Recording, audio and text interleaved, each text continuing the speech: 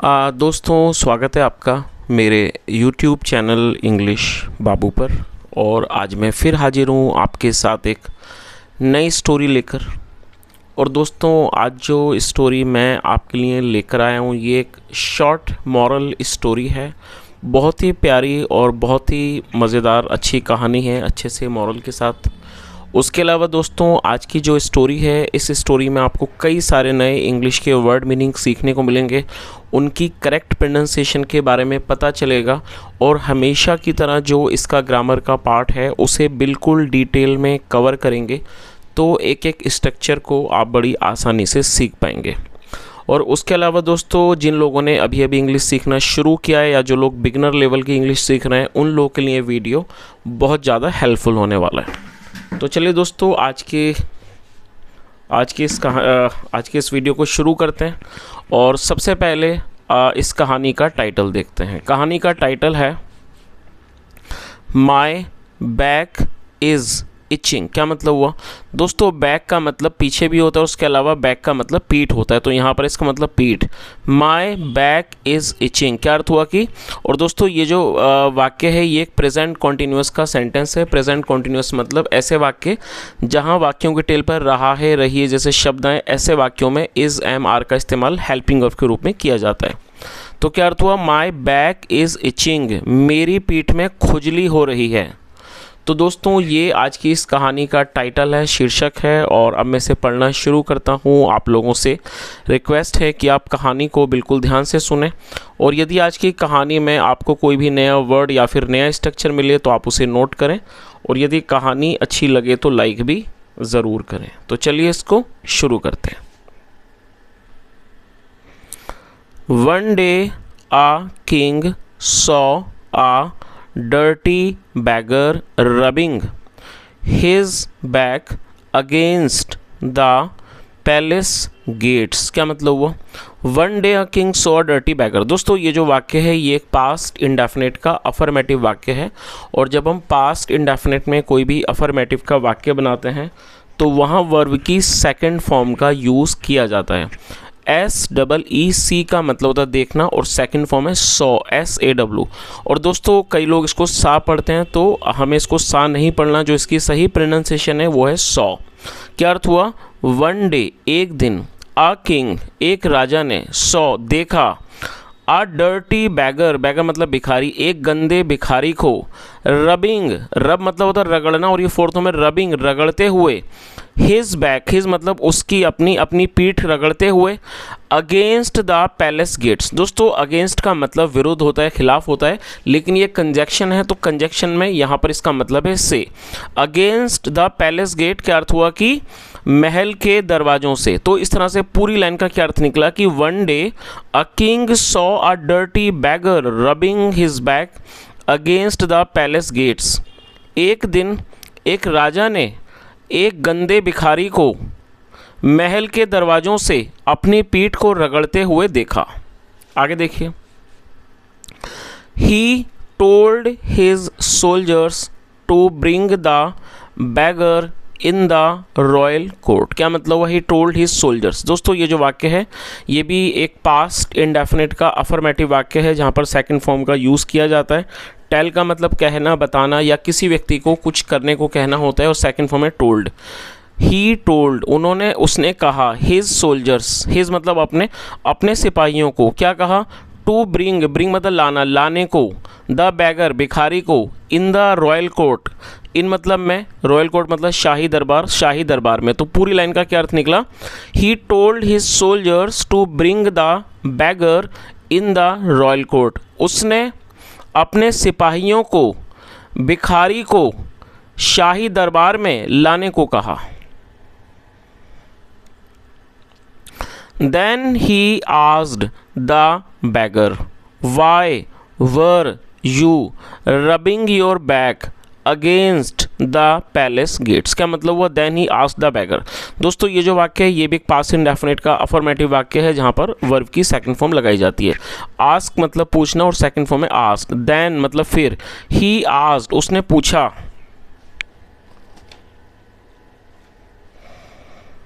The bagger उसने भिखारी से पूछा, why were you rubbing your back against the palace gates. दोस्तों ये जो वाक्य है ये एक पास्ट कॉन्टिन्यूस का सेंटेंस है। पास्ट कॉन्टिन्यूस का मतलब होता है ऐसे वाक्य जहां वाक्यों के टेल पर रहा था, रही थी जैसे शब्द आए, ऐसे वाक्यों को पास्ट कॉन्टिन्यूस का सेंटेंस कहा जाता है। और पास्ट कॉन्टिन्यूस में वॉज या फिर वर्ब का इस्तेमाल किया जाता है हेल्पिंग वर्ब के रूप में।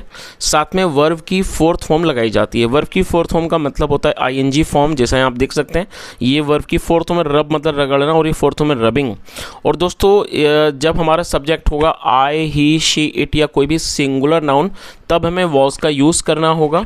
वी, यू, दे और प्लूरल नाउन यदि सब्जेक्ट के रूप में आएंगे तब हमें वर का यूज़ करना होगा। तो यहाँ पर रूल के अकॉर्डिंगली यू के साथ वर का यूज़ किया गया है। और जब हम कोई भी इंट्रोगेटिव वाक्य बनाएंगे तो पहले हेल्पिंग वर्ब को मेंशन करना होता है। और यदि आप उसके अंदर किसी भी इंट्रोगेटिव वर्ड को यूज़ करना चाहते हैं तो उस सबसे पहले उसे मेंशन किया जाता है। तो WHY मतलब होता है क्यों, जो कि एक इंट्रोगेटिव वर्ड है जिसे पहले मेंशन किया गया है। Why were you rubbing your back against the palace gates. तो पूरी लाइन का क्या अर्थ हुआ, then he asked the beggar, फिर उसने भिखारी से पूछा आप अपनी पीठ महल के गेट से, महल के दरवाजे से क्यों रगड़ रहे थे। Your majesty my back was itching so I was rubbing my back against the gates. क्या अर्थ हुआ, योर मजेस्टी। योर मजेस्टी का मतलब होता है महाराज, माई बैक वॉज इचिंग। दोस्तों ये जो वाक्य है ये भी एक पास्ट कॉन्टिन्यूस का वाक्य है, जैसा ऑलरेडी मैंने यहाँ पर बताया था। और जैसा मैंने आपको बताया यदि सब्जेक्ट सिंगुलर नाउन होगा तब हमें वहाँ वॉज का यूज़ हेल्पिंग वर्ब के रूप में करना होगा। तो यहाँ जो सब्जेक्ट है माई बैक, ये एक सिंगुलर नाउन है जिसके साथ वॉज का इस्तेमाल किया गया है। तो उसने क्या कहा कि महाराज माई बैक वॉज इचिंग, मेरी पीठ में खुजली हो रही थी, सो इसलिए आई was rubbing my back against the gets, इसलिए मैं अपनी पीठ महल के दरवाजे से रगड़ रहा था। आगे देखिए,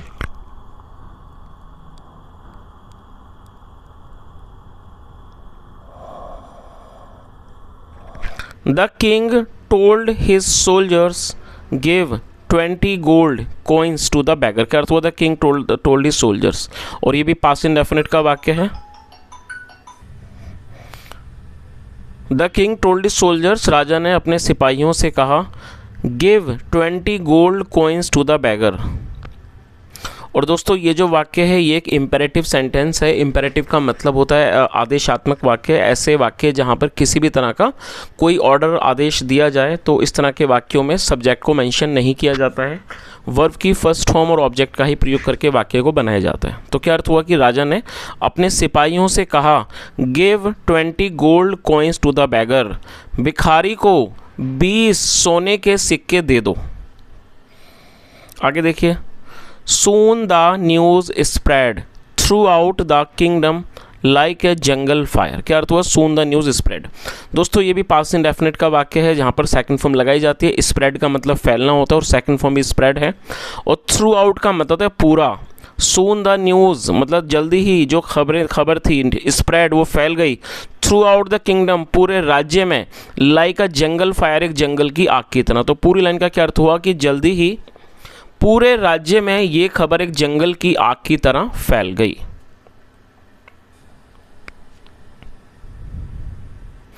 आफ्टर सम डेज, आफ्टर मतलब बाद, आफ्टर सम डेज कुछ दिनों के बाद, the king saw 2 poor and dirty beggar rubbing their backs against the palace gates. क्या अर्थ हुआ, आफ्टर सम डेज मतलब कि कुछ दिनों के बाद the king saw 2 poor and dirty beggars.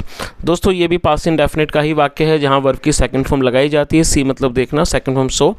राजा ने 2 गरीब और गंदे भिखारियों को देखा रबिंग रगड़ते हुए देयर बैग्स। दोस्तों देयर यहाँ क्यों लगाए, जब कोई भी वस्तु एक से ज़्यादा लोगों से संबंधित होती है तो देयर लगाई जाती है। अपनी पीठों को रगड़ते देखा अगेंस्ट द पैलेस गेट्स, महल के गेट दरवाजों से। तो पूरी लाइन का क्या अर्थ हुआ कि कुछ दिनों के बाद राजा ने 2 गरीब और गंदे भिखारियों को महल के दरवाजों से अपनी पीठों को रगड़ते हुए देखा। When he asked them what they were doing, they replied that their backs were itching. क्या अर्थ हुआ? When he asked them. और दोस्तों यहाँ पर देम लगा है, जो देम है ये एक प्लूरल नाउन है। जब ऑब्जेक्ट में एक से अधिक लोग होंगे तो देम का यूज़ किया जाता है। तो क्या अर्थ हुआ? व्हेन ही आस्क्ड देम, जब उसने उनसे पूछा, वॉट दे वर डूइंग, कि वो क्या कर रहे थे। दे रिप्लाइड, और दोस्तों दे का मतलब होता है वे या फिर वे लोग। जब सब्जेक्ट में एक से ज़्यादा लोग शामिल होते हैं तो दे का यूज़ किया जाता है। और यहाँ पर दो भिखारियों के बारे में बात हो रही है, इसलिए दे लगाया गया है। दे रिप्लाइड, उन्होंने जवाब दिया, दैट की देयर बैक्स वर रीचिंग, कि उनकी उनकी पीठों में खुजली हो रही थी। The king called his soldiers and sad, give these beggars 20 whip lashes on their backs to cure their itch।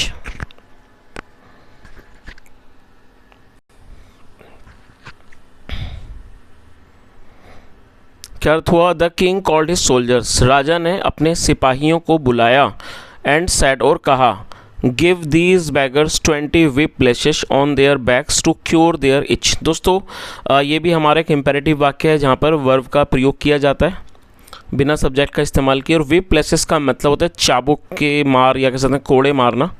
और क्योर को भी आप नोट कर लीजिए, क्योर का मतलब होता है किसी चीज़ का निदान करना, किसी चीज़ का इलाज करना। तो उन्होंने क्या कहा कि दीज बैगर्स, मतलब कि इन भिखारियों को 20 चाबुक मारो, ऑन देयर बैक्स, इनकी पीठों पर, टू क्योर देयर इच, इनकी खुजली का इलाज करने के लिए, इनकी खुजली को ठीक करने के लिए। बट लेकिन, योर मजेस्टी, महाराज, you gave the other beggar 20 gold coins. और दोस्तों ये भी पास्ट इंडेफिनिट का वाक्य है जहाँ सेकंड फॉर्म लगाई जाती है। गिव मतलब देना, सेकंड फॉर्म गेव। तो उन्होंने क्या कहा, लेकिन महाराज आपने दूसरे भिखारी को 20 सोने के सिक्के दिए। आगे देखिए,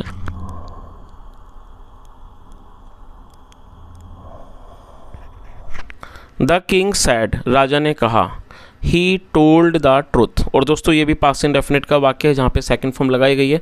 टेल मतलब कहना, बोलना, बताना, सेकंड फॉर्म टोल्ड, और TRUTH, ट्रुथ का मतलब होता है सच, जो कि एक नाउन है। द किंग सैड, राजा ने कहा, ही टोल्ड द ट्रुथ, उसने सच बोला। He was alone, so he could not scratch his on back. क्या अर्थ हुआ? He was alone. और ये सिंपल पास्ट का जब वाक्य है जहाँ पर वॉज का इस्तेमाल हेल्पिंग ऑफ के रूप में किया गया है। ही वॉज अलोन, वह अकेला था। सो इसलिए he could not scratch his on back, इसलिए वह अपनी खुद की पीठ को नहीं खुजला सका। स्क्रैच का मतलब खुजलाना। और दोस्तों इस वाक्य में कुड का यूज़ किया गया। कुड का यूज़ जब किया जाएगा जब हम पास्ट में कोई ऐसा वाक्य बनाएंगे जहां पास्ट में किसी भी पॉसिबिलिटी को दर्शाते हैं। जैसे आप और देखेंगे ज़्यादातर ऐसे जो वाक्य हैं उनकी वाक्यों के टेल पर सका, सकी, सके, पाया, पाई जैसे शब्द आएंगे तो आपको कुड के साथ वहाँ पर वर्ब की फर्स्ट फॉर्म लगानी है। यदि नेगेटिव वाक्य होगा तो कुड नॉट के साथ वर्ब की फर्स्ट फॉर्म लगाई जाती है। तो क्या अर्थ हुआ? द किंग सैड, राजा ने कहा, ही टोल्ड द ट्रूथ, उसने सच बोला। ही वॉज अलोन, वह अकेला था। इसलिए इसलिए he could not scratch his on back, इसलिए वह अपनी खुद की पीठ को नहीं खुजला सका। बट लेकिन, यू बोथ आर लायर्स। और दोस्तों ये सिंपल प्रेजेंट का वाक्य है जहाँ पर आर का इस्तेमाल हेल्पिंग वर्ब के रूप में किया गया है। लायर मतलब झूठा और ये प्लूरल नाउन है। But you both are liars, both मतलब दोनों, लेकिन आप दोनों झूठे हो। You can scratch each other's back, आप एक दूसरे की पीठ को खुजला सकते हो, खुजा सकते हो। You are here because of greed. और दोस्तों आप इसे नोट कर लीजिए, GREED, ग्रीड का, ग्रीड एक नाउन है जिसका मतलब होता है लालच। You are here because of greed, आप यहाँ लालच के कारण हो। The two beggars felt ashamed. और दोस्तों FEEL फील मतलब होता है महसूस करना, सेकंड फॉर्म में फेल्ट, और फील अशेम्ड का मतलब होता है शर्मिंदगी महसूस करना। और ये पास्ट इंडेफिनिट का ही वाक्य है जहाँ पे सेकंड फॉर्म लगाई गई है। The two beggars felt ashamed, दोनों भिखारियों को शर्मिंदगी महसूस हुई। तो दोस्तों इस तरह से ये छोटी सी कहानी यहीं ख़त्म होती है, बहुत ही अच्छे मॉरल के साथ। और जो मॉरल है बहुत ही अच्छा इस मॉरल इस कहानी के माध्यम से बताया गया है कि व्यक्ति को कभी भी झूठ नहीं बोलना चाहिए। So guys, I hope you really enjoyed this session, and if you think that today you have learned something with this video, or maybe if you are new to this channel, do share your experience, do share your valuable feedback and suggestion, because uh, most of the time I request you guys to share your feedback, because whenever I upload a new video, what I want that whoever comes to the channel should be able to learn new vocabulary and grammar translation. That is why I always request that whenever you watch my video, please try to share your valuable feedback, your suggestions, so that I come to know that are you getting any type of help or not. And apart from this guys, if you have really enjoyed this session today, and if you think that this video has been helpful for you, do like this video and share this video with your friends, and try to share this video with those people who want to learn English speaking. And apart from this, subscribe this channel if you are new to this channel, or maybe if you have not subscribed the channel yet. And apart from this guys, as I told you, that I request you that if you have any type of suggestion, any feedback, you can just share this in the comment section. Thank you so much for listening. Have a nice day and bye.